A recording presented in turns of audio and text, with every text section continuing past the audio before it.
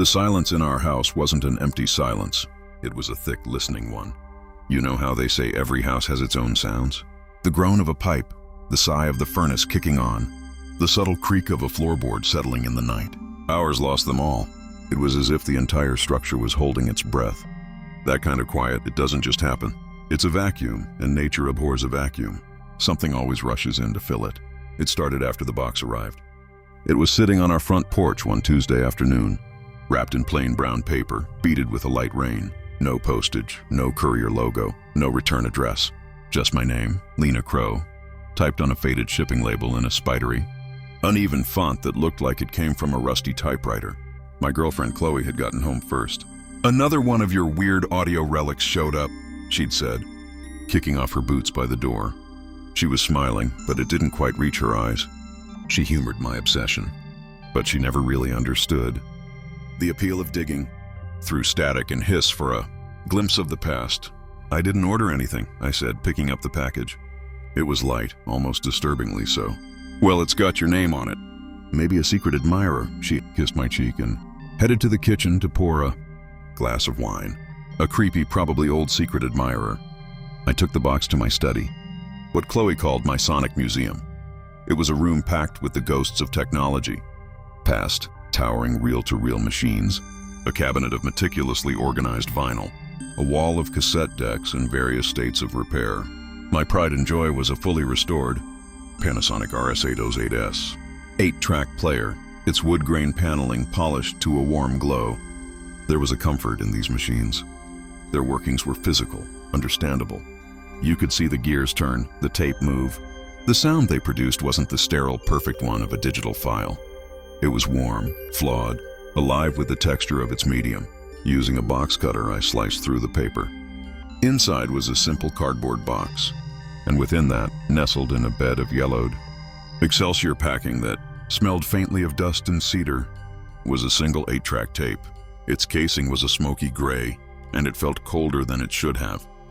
The handwritten label on its spine was in the same shaky typeface as the shipping label. It read, "For Lena, a private concert." A prickle of unease, sharp and cold, traced a path down my spine. This was different from the usual eBay finds or estate sale treasures. This felt deliberate, personal. "What's the verdict?" Chloe asked, leaning in the doorway. "Just a tape," I said, trying to sound casual. I held it up. No title. Weird packaging. Spooky. She took a sip of wine. "You're not going to play it, are you?" It could be some guy breathing heavily for 45 minutes. "Of course I'm going to play it," I said, a little more defensively than I intended. The tape felt like a challenge. "That's what it's for." I slotted the tape into the Panasonic. The machine whirred, engaging with a solid, satisfying clunk. The speakers hissed with the warm analog emptiness of magnetic tape, a sound I usually found comforting. Tonight it felt like the held breath before a scream. Then a voice filtered out. It was a man's voice, smooth as aged whiskey, gentle and achingly clear. He was singing a folk song I'd never heard, accompanied only by the delicate picking of an acoustic guitar. The melody was simple, melancholic, and hauntingly beautiful. The ivy on the wall does creep, the secrets that the floorboards keep. The roots grow deeper than the stone. The quiet ones have made a home. They listen in the walls and wood, and learn your name because they should. A shiver, the good kind, went down my spine.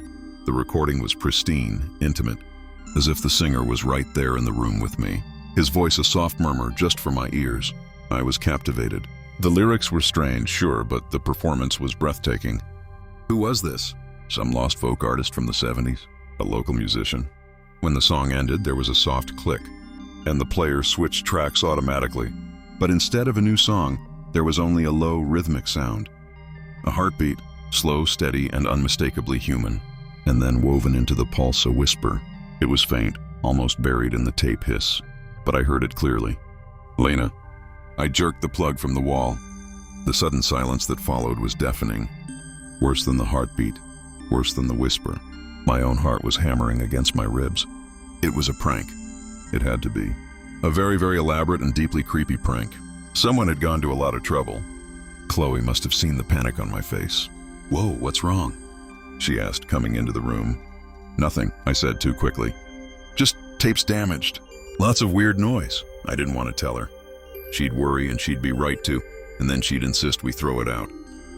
And a part of me, the collector, the archivist, rebelled at the idea. Despite the fear, I was fascinated. The song was beautiful. The rest was just audio pareidolia, my mind playing tricks on me. That was all. I left the tape on the shelf, vowing to deal with it in the morning. But I didn't. The song was stuck in my head, its melody a persistent earworm. I found myself humming it while making coffee the next day. They listened in the walls and wood. The next day, the whispers started. Not from the player. From the house. I was in the shower when I heard it first. A faint sighing, Lena. That seemed to come from the shower head itself, mingling with the spray. I shut the water off, my skin pebbled with goosebumps. Chloe? I called out. No answer. She'd left for work an hour ago. Later, while I was working at my desk, the old steam radiator in the corner gave a prelude knock. And in that moment, before the heat rushed in, I heard it again. A murmur, a sibilant echo. Lena. It was followed by a soft sliding sound, like a finger gently dragged over the painted metal surface. I told myself it was the house settling. The wind in the eaves, the plumbing singing its old song. My own imagination, fueled by the weird tape and a sleepless night. I was an audio engineer. I knew how sound could bend and trick the ear. I was hyper-aware, that was all. That night, after Chloe was asleep, I went back to the study. I had to. The pull was magnetic. I needed to hear the song again, to prove to myself that its beauty was real and the rest was just noise. I played it. The singer's voice was back, but it was different, strained. The guitar playing was still technically perfect, but it had lost its warmth. It sounded mechanical. The lyrics had changed. They borrow eyes to see you sleep, he sang, his voice cracking on a high note. The promises you couldn't keep. They'll wear your face and speak your speech. A perfect, living, breathing breach. The song ended. The heartbeat returned faster this time, anxious, and the whisper was clearer, closer, as if the speaker had leaned into the microphone. Lena, we're listening. I didn't unplug it this time. I was frozen in my chair, a cold dread seeping into my bones. This was no prank. This was something else, something wrong. The tape clicked, switched tracks, and began to play another song. This one was just the heartbeat and the whispers. But they weren't just saying my name anymore. Chloe thinks you love the records more than her. A voice whispered, a perfect imitation of Chloe's best friend, Sarah. It was a thing she'd said to me once during an argument. A private, painful moment nobody else could know about. The dream of the field of black flowers. Another voice hissed, this one a dry rustle. It was a reference to a recurring nightmare I'd had as a child. One I'd never written down or told anyone, not even Chloe. The things in the tape, the things in my house were learning me. They were auditing my life, studying my fears and my secrets. My small bungalow, my sanctuary, had become a classroom for them. I slept fitfully, plagued by dreams of something moving just behind the plaster of my bedroom walls, a slow, patient shifting of mass. I woke up just before dawn, my throat dry. I reached for the glass of water on my bedside table, and my hand brushed against the surface. It was covered in a fine gray dust, and in the center of the dust was a perfect five-fingered smudge, as if someone with powdery skin had rested their hand there watching me sleep. I screamed. Chloe bolted upright. What is it? She asked, her voice thick with sleep. I couldn't form the words. I just pointed at the table. She turned on the lamp, squinting. What dust? She said, her shoulders slumping with relief and annoyance. Lena, you scared me to death. It's just dust. This old place is falling apart. She lay back down, turning away from me. Go back to sleep. She didn't see it. She didn't see the perfect outline of a hand. The dismissal was isolation all its own. The phenomena escalated over the next few days. The whispers became more frequent, more brazen. I'd hear my dead mother's voice calling me from the basement. I'd hear my own voice, sobbing, coming from behind a closed closet door. Chloe started giving me strange looks. I was jumpy pale, forgetting to eat. I tried to tell her once about the tape, about the whispers. She put a hand on my forehead. You're burning up, Lee. I think you're coming down with something. Maybe lay off the ghost hunts for a few days, huh? Get some real sleep. She thought I was cracking up. And maybe I was. The final straw was the photo.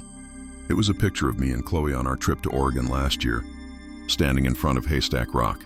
It sat on the bookshelf in the living room. I passed by it one morning and stopped cold. In the photo, our smiles were still there. The sun was still shining. But behind us, in the window of a shop across the street, a figure was staring out. It was vaguely humanoid, but its features were blurred and indistinct, like a face seen through frosted glass, and it was waving, not at us, at me. Through the lens of the camera, across time and space, it was acknowledging me. It knew I could see it now. That was it. This ended now. I waited for Chloe to leave for work. Then I marched to the study, grabbed the tape, and took it out to the concrete patio in the backyard. I laid it on the concrete, grabbed a hammer from the garage, and without giving myself time to think, I brought it down. The plastic casing shattered with a satisfying crunch, the brown magnetic tape inside unspooled, glinting in the weak morning sun. I felt a surge of triumph. It was just a thing, a physical thing, and I had broken it. But the triumph was short-lived. The pieces of tape didn't lie still. They twitched and writhed, curling in on themselves like earthworms cut in half. They vibrated, pulling themselves back together, strand by gleaming strand. I watched in frozen, abject horror as the tape literally repaired itself, the plastic casing melting and reforming until it sat there on the concrete, whole, unbroken, and pristine. The label still read, "For Lena, a private concert." A sound from inside the house made me jump. A tremendous crash, like every shelf in the study giving way at once. I dropped the hammer and ran inside. My study was a disaster zone. My entire collection, every record, every cassette, every reel of tape, had been thrown from its shelves. Albums were cracked, tapes were snapped, spools of magnetic ribbon were strewn across the floor like technological entrails. It was a massacre of memory. And in the center of the room, standing calmly amidst the destruction on my Persian rug, was me. Not a reflection, a double. Its skin had the texture of drywall, smooth but subtly porous. Its hair was like teased insulation fiber, a dull yellow blonde. It was wearing my favorite jeans and my gray wool sweater. But its eyes were dark, empty holes that seemed to drink the light from the room. It smiled, and its mouth was full of tiny, sharp, finishing nail teeth. It held up a broken cassette. "So much noise," it said, and its voice was my voice, but filtered through that same old 8-track hiss. A flat, affectless monotone. So much distortion. "We are a remaster." I backed away, my feet tangling in a spool of reel-to-reel tape. I tripped, falling hard on my side. It took a step forward, its movement a series of slight, unnatural jerks, like a stop-motion animation brought to life. It didn't blink. Those empty eyes just stayed fixed on me. "The original is always flawed," it hissed, its head tilting too far to one side with a sound like grinding plaster, full of noise. Hiss and crackle and pops. We provide a cleaner version, a permanent one, an improvement. I scrambled backward on my hands and knees, out of the study, down the hall, through the kitchen. I could hear it following me, its footsteps a soft, gritty sound on the hardwood floor. I flung open the back door and stumbled out into the cool air, not stopping until I was on the other side of the yard, my breath coming in ragged, sobbing gasps. I turned around. The thing didn't follow. It just stood in the doorway, watching me with its void-like eyes, smiling its terrible, placid smile. Then it slowly closed the door. I was locked out. I didn't go to the police. What would I say? My house is haunted by a mimic that learned to be me from a supernatural mixtape? They'd have me committed. I called in sick to work. I slept in my car, parked a mile away at a 24-hour grocery store lot, jumping at every shadow. The next morning, my phone buzzed. It was a text from Sarah, Chloe's best friend. "Hey, stopped by your place earlier to grab those books. You were totally zonked on the couch. Didn't want to wake you. Love the new haircut, BTW. So chic. Talk later." A new haircut. It was changing, refining its copy. It was interacting with my world. A cold dread, colder than any I'd ever felt, solidified in my gut. Chloe would be home from her business trip tonight. She would walk into that house. She would see it, and she wouldn't know. I had to go back. I had to get that tape. It was the source, the antenna. I had to destroy it for good. I drove home, my hands shaking on the wheel. The house looked peaceful, normal. The silence was back, but it was a different silence now. A hungry one. I used my key. The door unlocked with a click that echoed too loudly in the stillness. The house was spotless, impeccably clean. The study was perfectly ordered. Every record and tape back on its shelf, undamaged. It was all wrong. The furniture was placed a few inches off from where it should be. The books on the shelves were organized by color, not author or title. The pictures on the wall were hung slightly crooked. It was a near-perfect replica of my home, made by something that didn't quite understand perspective or comfort or life. It was a showroom, a stage set. And then I saw it. Sitting on the now pristine shelf, right in the center, was the 8-track tape, whole, unharmed, waiting. I didn't hesitate. I didn't look at it. I snatched it up, ran to the kitchen, and stuffed it into the metal trash can. I poured in every chemical I could find, rubbing alcohol, nail polish remover, cooking oil. I struck a match, my hand trembling, and dropped it in. The flame roared up, blue and orange, hot enough to make me step back. This time, the tape didn't repair itself. It blackened, curled, and melted into a bubbling, stinking puddle of plastic and poison smoke. The label charred and vanished. A scream tore through the house, a raw, feedback-laden shriek of rage and agony that didn't come from any one place. It came from the walls, the floor, the ceiling, the very air. The thing was here. It was the house. The foundation beneath my feet shuddered. The doors throughout the house slammed shut simultaneously. The locks turned by themselves. From the hallway, the double emerged. But the fire had done something. Its form was glitching, destabilizing. One moment it was me. The next, its features would dissolve into a shifting, textured mass of plaster and splintered wood and unspooled magnetic tape. Its voice was a distorted shriek of audio feedback screaming over itself. "You broke the signal!" It wailed, lurching toward me, its limbs elongating and contracting unnaturally. "The broadcast is over. The source! You broke the source!" It wasn't invincible. It was just a recording. And every recording has its flaw, its master tape. I grabbed the fire poker from where it leaned against the brick.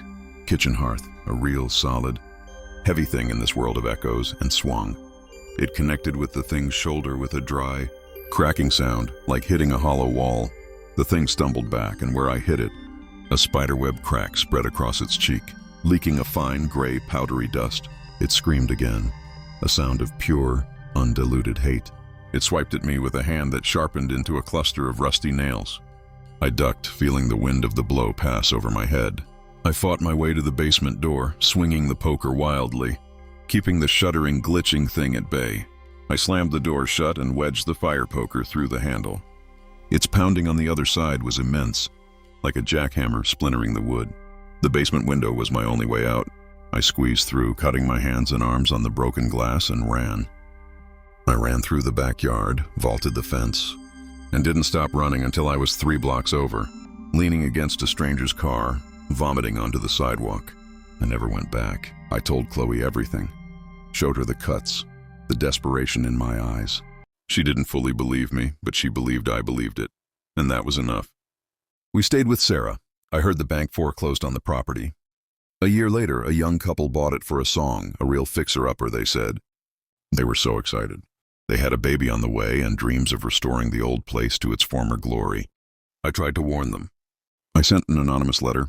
They probably laughed about it, another small-town ghost story. I saw their post on social media a month after they moved in. A picture of them smiling in the empty living room. Paint samples scattered on the floor. The caption was full of hope and emojis. "Making this old girl ours." Bit by bit, my eyes scanned the photo and my blood ran cold. In the background, on the newly dusted mantelpiece, sitting between a vintage candlestick and a small potted plant, was a small unassuming object. It was an old smoky gray 8-track tape. A follow-up comment from the wife was below the picture. "Look what we found hidden in the attic." A total time capsule. The previous owner must have been into weird music, LOL. Can't wait to get a player and see what's on it. Maybe some rad 70s tunes. I closed the app. My hands were shaking. I looked out the window of our new apartment at the safe, normal street below. And I prayed, for their sake, that they never, ever found a player.